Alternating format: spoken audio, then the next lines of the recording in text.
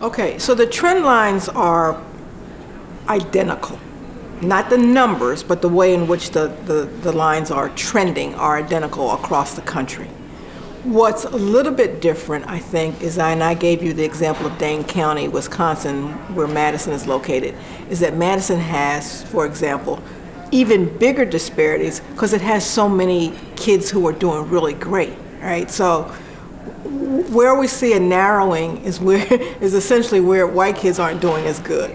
But any place where we're seeing high poverty being measured against affluence, you are seeing huge disparities. So I would say that Montgomery County is very typical of what's happening across the country. Now, I think your point is that you need to focus on Montgomery County and what you should be doing, and that's right. But I also think you have to be aware of what are the specifics of life in Montgomery County. Where are the levers, for example? What things can you push on to get some results over here?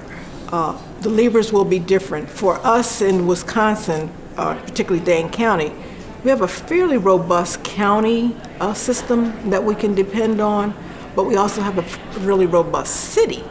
So if your county is more robust than your city, you have a little tension there. If your city is more robust than the county, then when the county and the city are relatively in the same shape, there's a wonderful back and forth that I think can happen because people begin to see that their interests actually converge and are aligned. So the degree to which you have some wealthy districts, and I think someone was mentioned in the room as being from a very affluent district, how do you get the people in that district to understand that their interests are aligned with the people in Dayton? They may not see it right now, but I tell people all the time, a decade ago, I would get a call from Chicago or Detroit, Newark, Atlanta, Oakland. Today, I get calls from the first ring suburbs of all of those communities. Why? Because cities go through revitalization. They move people out, so you know Chicago's going through, if you've been to downtown Chicago, it's spectacular, right? But it's pushed people out. South side Chicago is being revitalized. We have imploded the public housing. Robert Taylor Homes, Cabrini Green, gone. They're not going to put low to moderate income back there because it's prime real estate. It's lakeshore property. It's going to be $1 million condos. So the question is, where are the people who were there? They've now gone out to the first ring suburbs that used to be very affluent, right? So you think about Evanston Township or Skokie, Schaumburg.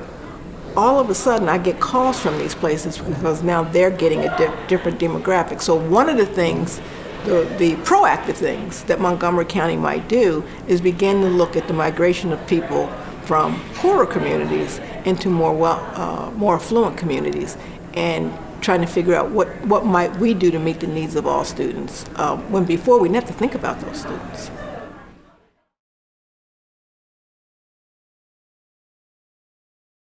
So I have a concern that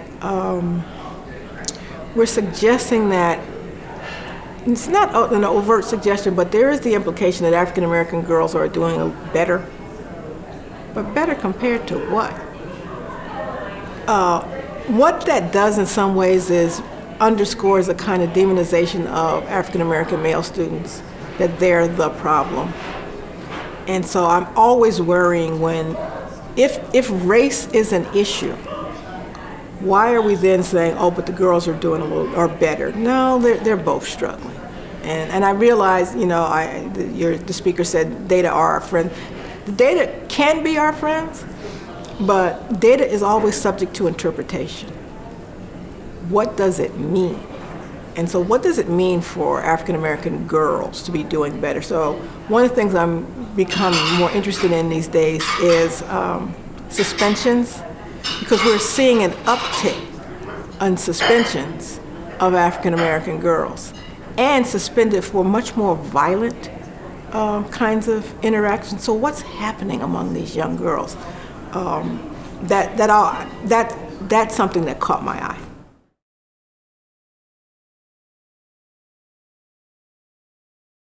that the entire community has to get involved. One of the things that our Race to Equity report did, and I said it's a bigger report because it does include housing and employment, incarceration, as well as, and health, as well as education. So it's everything in there, and the pattern is consistent across all of those sectors. People in Madison are shocked because, of course, they believe they live in the best. But when I say people, white people in Madison are shocked. Black people are saying, well, duh, we knew this. So it's caused, I think, some pretty strategic conversations. The mayor started out fairly defensive.